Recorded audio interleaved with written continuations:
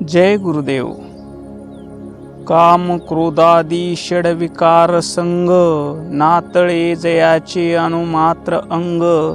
नाही मी तूपना कडसनी सांग, ती ज्ञान काया बोली जे.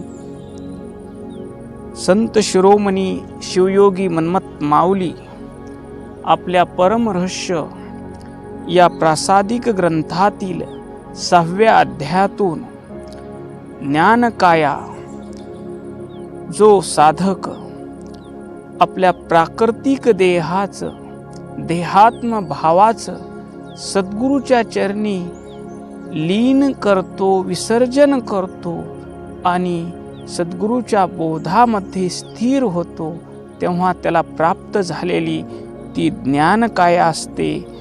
त्या ज्ञानकायाचं वर्णन माऊली या ओवीत करतात. माऊली म्हणतात, काम क्रोधादी षड विकार संग. येथे केवळ विकाराचा त्याग अभिप्रेत नाही, तर त्या विकाराच्या संगाचा, सहवासाचा अभाव सांगितलेला आहे. संग हा मनाचा धर्म आहे. एखादी वस्तू समोर नसतानाही तिचे चिंतन होणे हा संग आहे. मन वस्तू समोर नसतानाही चिंतन करतं. गुलाबजामुन समोर नसतानाही मन त्या गुलाबजामुनचं आधी चिंतन करतं, मग जिभेला पाणी सुटतं. मन रूपाविषयी, सुंदर रूपाविषयी चिंतन करतं. मनानं चिंतन केल्यानंतर डोळ्याला ते रूप पाहू वाटतं. मन स्पर्श सुखाचं चिंतन करतं आणि नंतर मग त्वचेला ते स्पर्श सुख हवं वाटतं.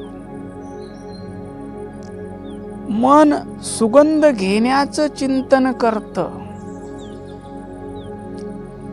त्यावेळेस घ्राणेंद्रिय सतर्क होतात सुगंध घेण्यासाठी.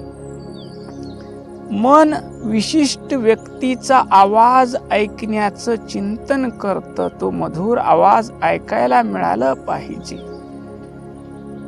मग त्यावेळेस कान सतर्क होतात ऐकण्यासाठी. इथं माऊली म्हणतात की काम क्रोधादी षडविकार संग. ज्ञानी पुरुषाच्या बाबतीत इंद्रियाचा विषयाशी स्पर्श होऊ शकतो. डोळ्यांना सुंदर दृश्य दिसू शकतं, कानांना शब्द ऐकू येऊ शकतात, त्वचेने स्पर्श होतो, कानाने शब्द ऐकतो, नाकाने गंध घेतो, जिभेने स्वाद घेतो. पण त्यांच्या मनाला त्या विषयाचा संग सुटलेला असतो. त्यांचं मन ईश्वरामध्ये लीन झालेलं असतं. त्यांचं मन शिवस्वरूप झालेलं असतं.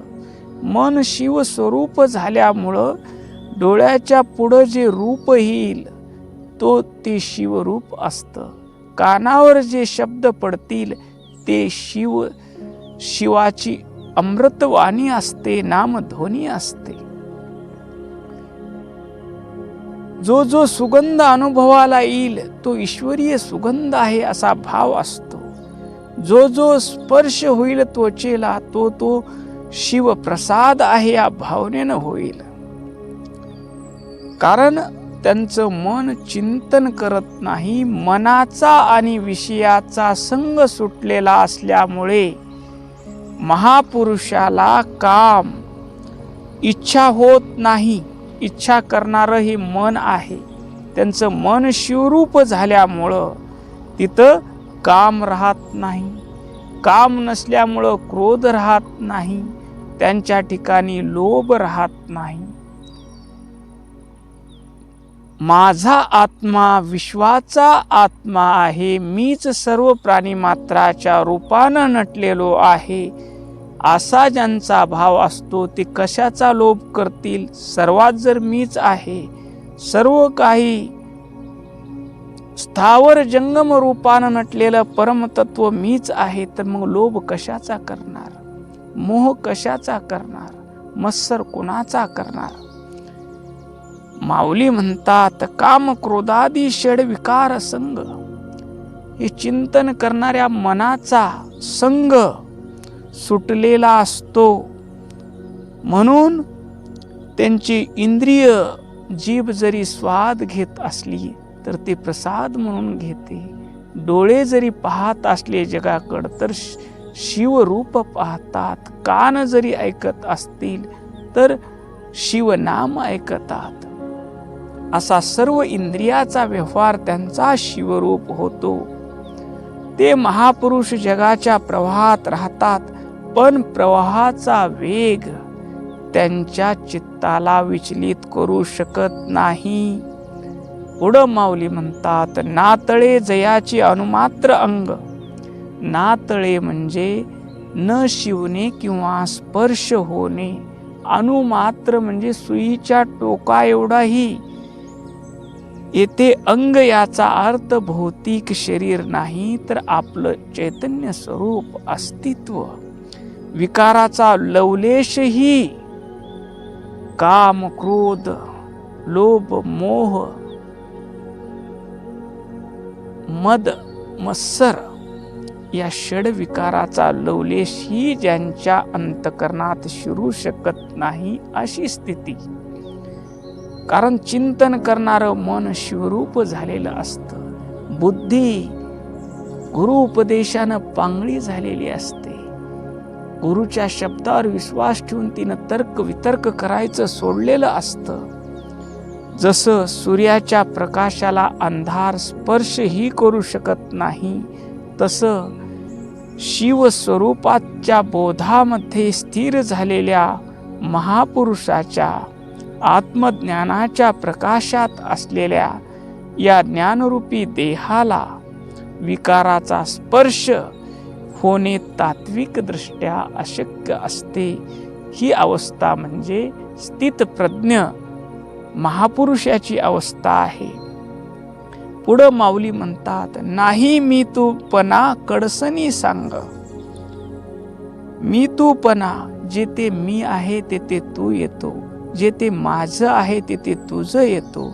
पण या साधकाला गुरुनं बोध दिलेला आहे तू शिवरूप आहेस आणि हे विश्वही शिवरूप आहे. तू आणि हे विश्व वेगळं नाही. त्याच्यामुळं त्याचा मीपणा विसर्जित झालेला असतो. मीपणा विसर्जित झाल्यामुळं त्याचा तिथं तूपणा राहत नाही. कडसणे म्हणजे पारखणे, कुसळून काढणे. जर आपण अशा महापुरुषाच्या जीवनाचा, विचाराचा आणि त्यांच्या अस्तित्वाचा, आचरणाचा पूर्णपणे निवाडा केला तर तिथे मी नावाचा अहंकार शिल्लक सापडणार नाही. त्याने स्वतःला विश्वात्मक चैतन्यात विरघळून टाकलेले असते. तेथे फक्त एकत्व शिल्लक असते. फक्त नाना वर्ण नाना व्यक्ती त्याला दिसत नाहीत. त्याची दृष्टी आत्मतत्वावर असते. मीच यांच्या देहात वसलेलो आहे अशी त्यांची भावना असते. पुढं माऊली म्हणतात ती ज्ञान काया बोली जे. जेव्हा वरील तीनही अटी पूर्ण होतात. कोणकोणत्या तिन्ही अटी पूर्ण होतात? तर पहिली आट कोणती आहे? काम क्रोधादी षड विकार संग. दुसरी आट कोणती आहे? नातळे जयाचे अनुमात्र अंग. षडविकाराचा मनाचा संग, इंद्रियाचा आणि चिंतन करणाऱ्या मनाचा संग तुटलेला आहे. आणि जिथं सुईच्या टोका एवढेही विकार तिथं स्पर्श करू शकत नाहीत. जसा सूर्याच्या प्रकाशाला अंधार स्पर्श करू शकत नाही, तसं आत्मज्ञानी पुरुषाला हे विकार स्पर्श करू शकत नाहीत असा भाव आहे. आणि तिसरी आट नाही मी तूपणा कडसनी सांग. जिथं मी तूपण संपलेलं असतं तिथं ती काया कशी होते? ज्ञान काया. आपला देह सामान्य माणसाचा कर्म काया असतो, कर्माच्या फळाने मिळालेला असतो.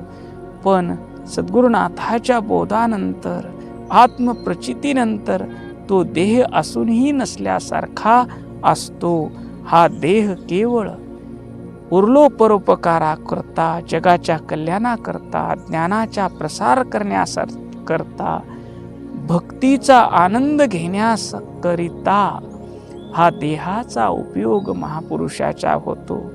ज्याप्रमाणे जळालेल्या दोरीचा आकार दिसतो पण तिने काहीही बांधता येत नाही, त्याचप्रमाणे ज्ञानकाया असलेल्या महापुरुषाचे शरीर दिसते पण त्याला संसाराची बंधने बांधू शकत नाही. ही ओवी जीवनमुक्त अवस्थेचे वर्णन करतो, जेथे साधक साधना करता करता स्वतः साध्य झाला आहे. शिवनाम जपता जपता शिवस्वरूप झाला आहे, ज्याचे सर्व विकार मावळलेले आहेत, जेथे द्वैताचा पडदा फाटला आहे आणि जेथे केवळ शुद्ध बुद्ध मुक्त स्वरूपाचा प्रकाश उरला आहे, त्यालाच या ठिकाणी ज्ञानकाया असे म्हटले आहे. ओम शांती शांती शांती.